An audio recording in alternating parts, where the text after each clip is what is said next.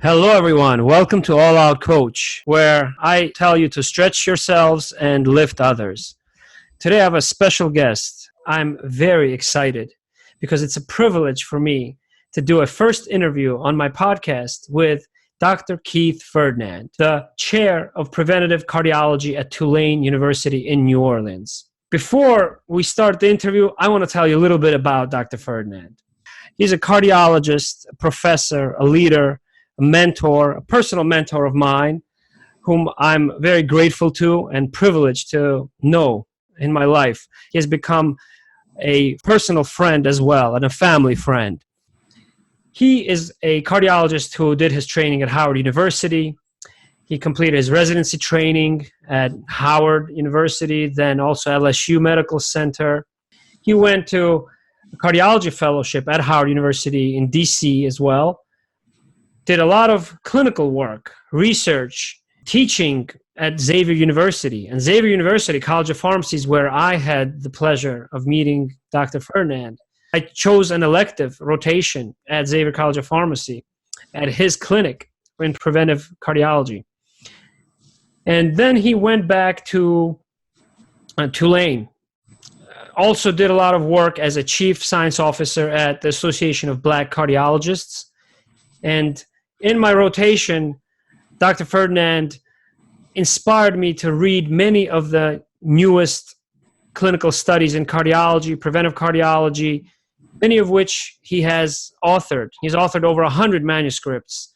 He is a chair and an author of the hypertension guidelines nationally in the United States, JNC7 hypertension or blood pressure guidelines. And most recently, inducted into the Association of University of Cardiologists. So with that introduction, Dr. Ferdinand, I really can't express how excited I am about just having the opportunity to pass the baton back a little bit and just to express my gratitude through this podcast. I'm confident that a lot of those friends and followers of mine at Alloutcoach will find your insights on mentoring, on coaching, on leadership useful. So thank you. Thank you, Tim. Oh, my pleasure. I want to start with just a few questions about why you started in cardiology. What attracted you about cardiology, Dr. Ferdinand? Well, if you look at medicine, it's one of the leading interactions between humans. People tell us their secrets. They look to us to make their lives better.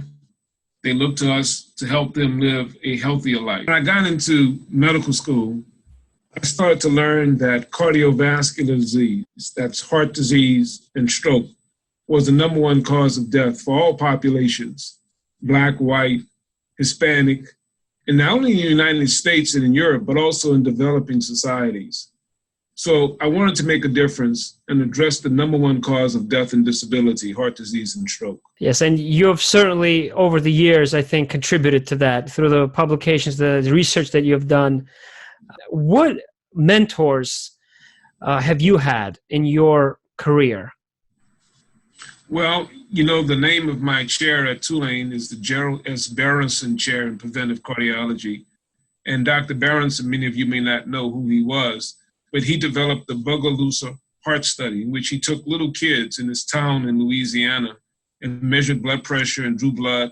And he was able to show that cardiovascular risk factors, including diabetes, hypertension, elevated cholesterol, start not in adulthood, but in childhood. So he was one of my big mentors, Dr. Berenson. At the Howard University School of Medicine, it was actually a surgeon who was one of my mentors. He recently passed, Dr. LaSalle Lafall, who taught me the rigors of being a good physician. And in cardiovascular disease, my mentor at Howard was Dr. Charles Curry, who was chief of cardiology. Now, outside of cardiology, are there some other people who inspire you or who have inspired you in the past? Surely. I'd have to start from my parents. You know, I have kids of my own. They're now adults. And I know how difficult it is to raise children. So I would suspect, I was a young boy, grew up in the Ninth Ward in New Orleans. In order to become a physician, they must have put a lot of time and energy to making sure I had the educational base, the confidence, the self-confidence to move on to be a physician. Yeah. Thank you. I know you've spoken many times about your daughter who used to live in New York City. And, one of the books that has changed my views on leadership has been Leaders Eat Last, where Simon Sinek talks about leadership being synonymous with parenting. Now that I have 2 children myself, I can definitely tell you that I agree with you. Absolutely. Speaking of parents, I have a very personal connection with you, Dr. Ferdinand. I just want to share some of this part of my story with my followers. That my father, he's a physician himself, and he has some kidney problems, has had uncontrolled blood pressure that was refractory to all of the medications that he was taking here in New York. And recently I had to call my mentor and my teacher, my professor, Dr. Ferdinand. And as a result of just a few changes that you suggested, that you recommended, that he went back to his cardiologist here in New York as well, he no longer has the uncontrolled blood pressure. And that's all thanks to you. So you've had a tremendous influence in my life and my family. And you're a personal friend and a family friend. You've helped change the course of a lot of the heart disease and hypertension in my friends' families as well. So I thank you for that. It's very personal to me. I want to ask you about advice that you would give those people who connect with me on Alloutcoach and who tell me that some of the content it relates to them and has impact that I didn't even estimate, to be honest with you, because that's what drives me forward when I get these kinds of messages from people that we have impact, that I have impact that I don't know personally even. So what would you suggest to those people who don't have mentors in their life? How do they go about finding a mentor? Well, it's tough without having a mentor. To me, you look for someone who can inspire you, who can lead you to become dedicated to whatever field you're in, whether you're a physician, a nurse, PharmD, a medical scientist, public health specialist. You want someone who's not just doing a 9 to 5 and chugging away behind a desk somewhere. Yeah. The vision related to his or her work and can help you develop your own vision for your work.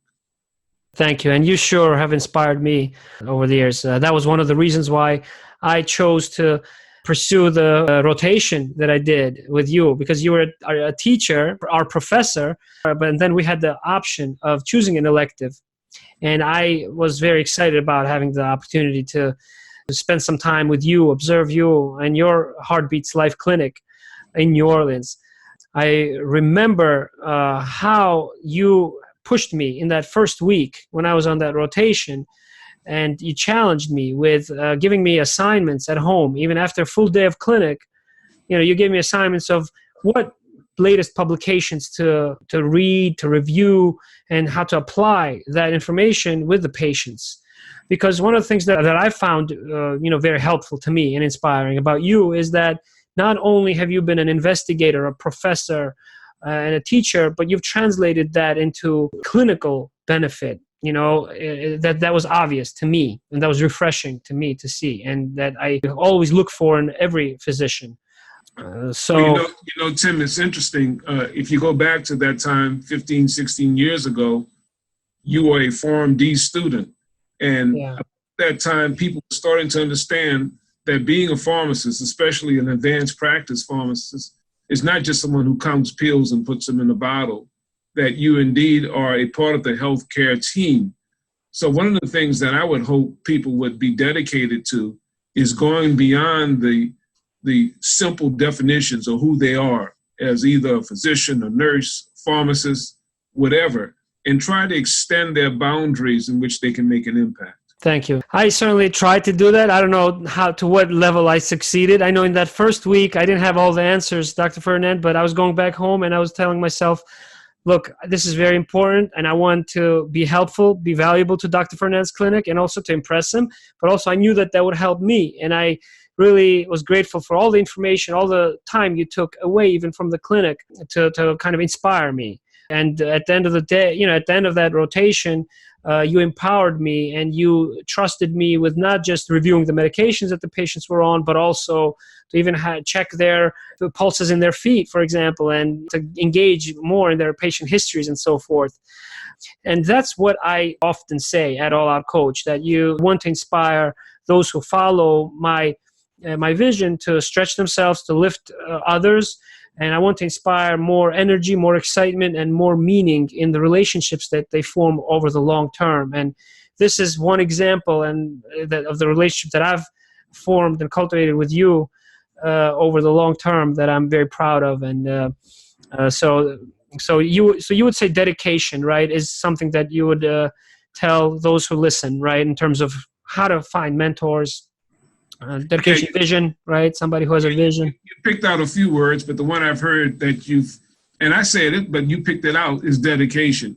Yeah. That's not something that you're just kind of doing it out of a need just to have money. Of course, all of us have a good income for our families, but it has to be something that you really want to do. The French have a term, they call it joie de vivre. It means joy of life, something that's fulfilling. And you have to feel that whatever you're doing is something that you want to do and you want to do better. I mentioned that you're a teacher, you're a professor. You've had many who have come rotated with you, and you've had many students and many successful students that have gone on to become leaders. Are there certain qualities that the successful students that you had, you think have? Is it anything else, or is it something specific? Or well, I think one quality is being on time. On time, okay. On time and being prepared. I'm hearing from you for the first time that you really studied hard. I know you were a good student, but I didn't know you were studying that hard at night. But that's good, because that meant the next morning, and we did electrocardiograms, we had the stress test lab, we had echocardiograms, and I would often allow the students to explain to the patients, as you said, these were PharmD students, not just about their medicines, but about their conditions themselves. You learned how to do blood pressures, et cetera. Yeah. So if you prepare and you are informed, then you become an asset to whatever you're doing. And even if it's not clinical, if it's just as a medical science liaison, if you prepare and you're knowledgeable, then you're not just coming in and reading a package insert to someone. Anyone can do that, but you're bringing value to your interactions. Yeah, and I do want to share with a lot of my friends and followers on Alloutcoach that I had expressed to Dr. Ferdinand my interest in pursuing a career in the pharmaceutical industry back then, 15, 16 years ago. And during that rotation, he made the time to introduce me to current MSLs, or medical science liaisons, who fulfill the medical function of the pharmaceutical company and who teach and study science and connect and participate in the relay of science, if you will. So are there particular areas of the pharmaceutical industry that you want to see advanced or transformed or changed? Are there new formats of education that physicians find more useful that they're catching on to? Sure. Well, we know we're doing the web-based talks now, where you can actually give a lecture and people can listen to you from around the world, which is very exciting. But nevertheless, I still think there's an important one-on-one human interaction. I don't think the MSL, the medical scientist, is going to go away, who actually can have a conversation with the provider, whether it be a physician, nurse practitioner, PA, or another PharmD, having a conversation about some of the newest therapies and innovations in medicine. Mm-hmm. Okay. Are there particular areas that you're excited about now in cardiology, for example? Well, we're doing a lot with lipids. You were around for the statin boom when we first discovered these agents that could really lower LDL. Now we can even go beyond statins. In addition to statins, there's the PCSK9 inhibitors, which are injectable, and they're developing some agents that actually can change the messaging of the RNA that makes cholesterol. So they're doing a lot now with medicine that we didn't have 30, 40 years ago. Hypertension, now have 125 different medications, and we know that we can do better controlling hypertension than we could decades ago. And of course, in the area of diabetes, there are new agents now that not only lower blood sugar, but may protect against cardiovascular disease, the SGLT2 inhibitors and the GLP-1 agonists. So medicine moves forward. I think it's part of the developing of humankind that we develop new agents to control these conditions. And at Alloutcoach, I've posted before on the leadership definition of helping more people in general, helping more than harming them. And based on that kind of very simplistic definition, I really consider all healthcare professionals leaders by design, by definition, based on those kind of human principles that you just talked about. Would you agree with that all healthcare professionals are leaders? 100%. You know, when we talk about education, it comes from the Latin duce, which means to lead. E is out. So it's to lead out. And so we're to lead people. We're to develop information and then pass that information to lead people to have a better understanding of their condition and the conditions of the community, because much of medicine is not just the one individual patient. It's the spouse, it's the children, it's the uncles, it's the general community. I often will ask, who brought you today? And the patient will have someone in the waiting room who can be a partner in their care to understand their condition. Yeah, in fact, you just reminded me that it's amazing how I remember you did that back then, 15, 16 years ago, very often. And I always noted that. I made a mental note to myself that you always involve the caregivers as well. Now, one thing that I've always admired about you is how you have been able to endure adversity. In New Orleans, there was a time, there's, Hurricane Katrina. How have you stretched yourself in life, and what were some of the outcomes? Can you address that? I think that would be helpful to, some of my Well, it really is. August 29, 2005, our cardiovascular center was flooded. My home was in a flat area called New Orleans East, and that was flooded. And we were like abandoned. We didn't know where to go. I ended up in Atlanta, but then my family wanted to come back home, so now I'm here at Tulane. One of the things that you do is you develop a sense of self-worth, and it's not just material goods. So it's not machines, it's not just your house, the new refrigerator, the fancy television, but what you can do to contribute to humankind, what you can do to help your family, what you can do as an individual to develop yourself. So that process of learning and self-development, introspection, looking at yourself, seeing where you can do better in life, that's something can be carried with you even if you lose everything material.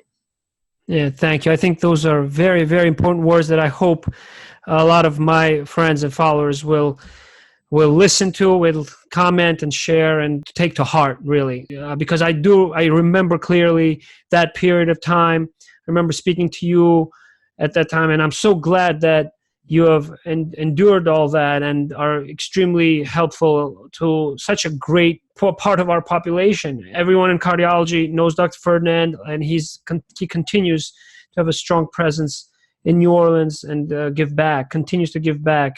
Energy, along the same lines, I always admired about you how energetic you were throughout every conversation you had with your patients and just throughout the day. You didn't take many breaks. No. And so what are some secrets to managing your energy throughout conversations, throughout your workday in general? Well, on a simple level, I do exercise, I run, I swim, I do light weights. But really, I think the energy comes from that word that you picked out of the things that we discussed earlier, dedication.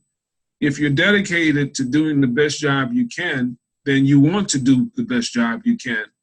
And so, for instance, if the front office will come and ask me, a lady's a little bit late for her visit, she's 50 minutes late, can we see her? I will tell her, don't ask me, I'm going to see her.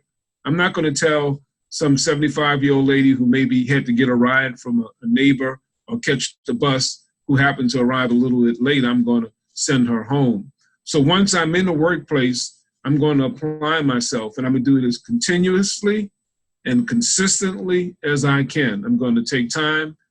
I'm going to examine the patient. I'm going to sit down, eye level, talk to them in a competent, literacy level appropriate manner, not using a whole bunch of fancy medical terms to show them how smart I am, but to impart knowledge, because then the patient becomes a partner in his or her care.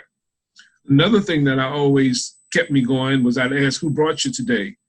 And I'd often bring that person back and make sure that they were informed about the care. If you can remember, Tim, and this predates a lot of the educational things that we talk about now in medicine, we actually had one room that wasn't even a revenue source. It wasn't an exam room. It wasn't a testing room. It was an educational room where the patient look at videos and read materials, and there was nothing else. There was no charge for that. They could do that anytime, any day they wanted to. Yeah, it's absolutely true. I clearly remember that. I clearly even remember leading some of your patients to that room and just keeping them, letting them stay there, watch the videos, the educational videos. In my family, I have physicians, I have teachers. One of my mentors is my grandmother, for example, who's been a teacher for 30 years. I always have a great deal of respect for the teaching profession. I think it's one of the most fundamental professions. Without having the right ideology or the right professor, the right teacher, you don't have the inspiration to become a doctor, a lawyer, or an artist, or director, what have you. So you've always been a leader, a teacher, a physician, a cardiologist, and a personal friend. So I really thank you for that. And just because I know that you're very busy, I want to wrap up. I have a couple of last questions, very just kind of general questions. I know you've reviewed the All Out Coach, some of the posts, the All Out Coach vision that I have. My vision for All Out Coach is to help more people go all out more often.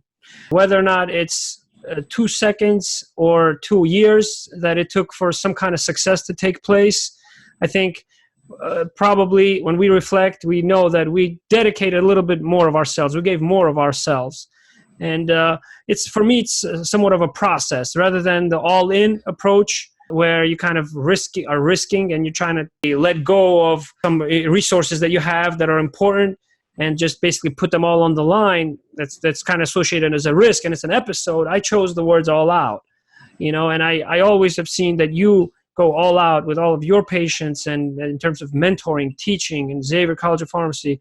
So in your review of All Out Coach and in these last few minutes, please feel free to address those that may find All Out Coach relevant to them. Provide some leadership or mentoring kind of comments. Well, I think you're extending in your own personal life the things that we're talking about, and perhaps the things that we shared when you were a student over a decade and a half ago. And that is, you don't want to just be a bump on a log. You want to make a contribution. You want to bring to whatever job you have more than just filling up the time. You want to bring leadership. You want to bring new ideas. You want to be all out whenever you do a job and apply yourself as best you can. Thank you, Dr. Ferdinand. And my last question, I know that you're active on media, on social media and so forth.